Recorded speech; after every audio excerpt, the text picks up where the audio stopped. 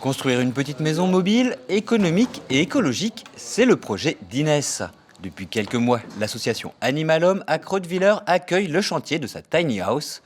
Au mois de mars dernier, en plein confinement, quand d'autres décident de changer de carrière, la jeune femme fait le choix de se tourner vers un habitat plus respectueux de l'environnement.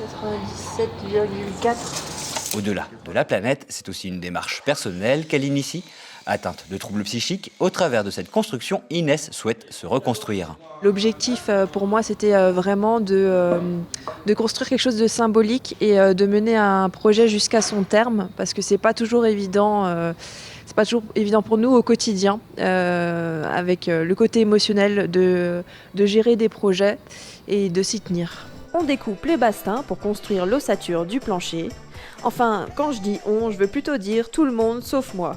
Vous vous souvenez de ma première vidéo ? Vous savez, celle où je vous dis que j'ai 2 mains gauches et que je n'y connais rien ? Aidée des membres de l'association et de toutes les bonnes volontés, Inès se lance dans la construction. Sa chaîne YouTube témoigne de l'avancée du chantier qui en quelques semaines prend forme. Pas mal pour quelqu'un qui disait avoir 2 mains gauches. Construire quelque chose de ses mains, c'est extrêmement valorisant pour la personne. De pouvoir dire c'est moi qui l'ai fait de mes propres mains.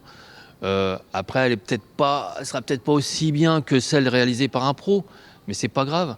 C'est la fierté de dire ça, c'est moi. C'est pas un que j'ai payé et que voilà. Même s'il y aura des petits défauts, Inès pourra dire moi, je l'ai réalisé de mes propres mains.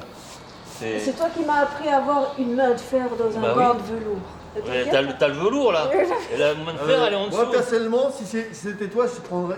Alors que la mode des micro-maisons bat son plein, de plus en plus de Français se lancent dans l'aventure.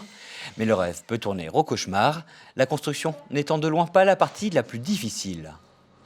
Même si c'est notre propre terrain, le maire doit autoriser à ce qu'un habitat de ce type reste sur ce terrain. Les maires ne sont pas toujours d'accord pour que ce genre d'habitat vienne s'installer de manière pérenne, puisqu'on peut en fait rester jusqu'à 3 mois et ensuite on doit partir.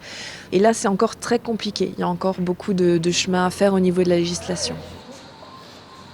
Pas de quoi décourager Inès, ceci dit. Fin de chantier prévue dans le courant de l'année.